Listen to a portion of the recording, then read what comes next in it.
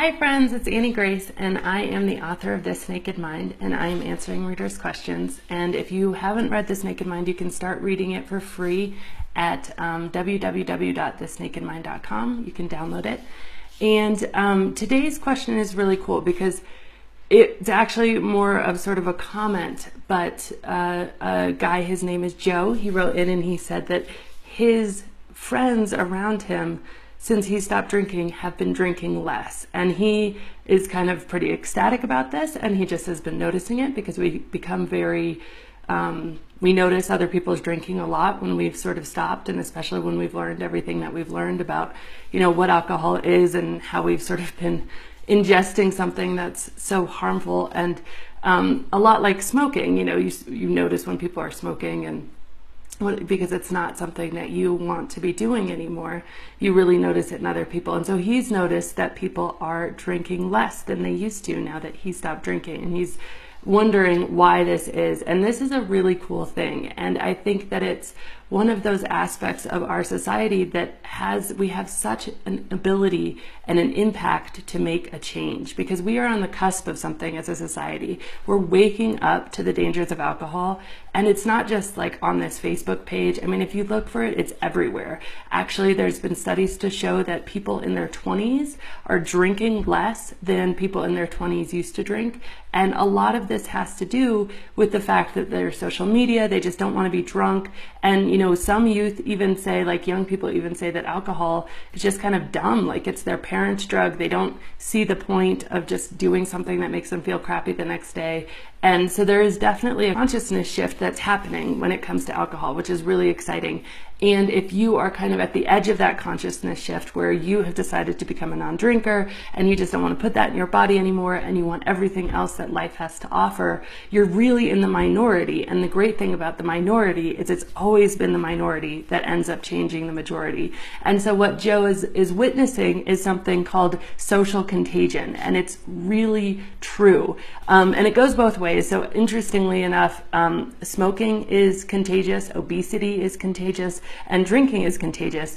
And when it comes to obesity, and I'm going to read some stats here, a person's own risk of becoming obese actually increases by 171% when a close friend gains a lot of weight. And if it's a sister that gains a lot of weight, it's 67%. And if you have a brother, it's 45%.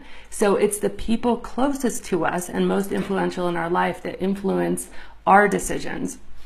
And of course, this happens with drinking all the time, but once you become aware that it's happening, it's much less able to happen. And the best news is that it happens the other way, because humans, like, we're hardwired to connect with other people. That's how our brains are built. And we actually have this specialized brain cell. They're called mirror neurons. And mirror neurons, their sole purpose is to keep track of what other people are doing and do the same sort of things ourselves. And a lot of this happens completely below your conscious awareness, where you just notice what other people are doing, what decisions they're making, and you mirror those things because of your desire to be part of something else. And a lot of this has to do with how much you care and respect someone else. There's actually a study that shows that when you think about yourself and you think about your mom, the parts of the brain that light up are almost the same. And this suggests that in some ways you think about your mom as part of yourself.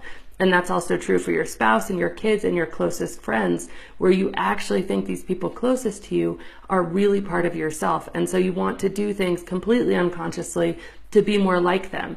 And so not drinking is really one of those things. So when you've taken sort of a stand in your life and you've decided to stop drinking, and then you go forward and you demonstrate this just by your behavior, not by anything you say, something really incredible starts to happen inside your friends and family's brains. And so it's this thing, psychologists call this goal contagion, and it's surprisingly easy to kind of catch another person's goals or behaviors. There was one study, and it shows that students caught the goal to make money just from reading a story about another student who worked over spring break and was making money. So imagine the impact of seeing you show up to a summer barbecue without drinking, or with your, tonic water, or with your, kombucha, or whatever it is, and having a good time. That has a huge unconscious neurological even impact on the people around you, which is really exciting, and which is exactly what Joe is seeing. And I've noticed that, and huge impact just on naturally choosing not to drink in people around me, and people have a really good time without alcohol, and then that creates their own experiences without drinking, which is really, really cool.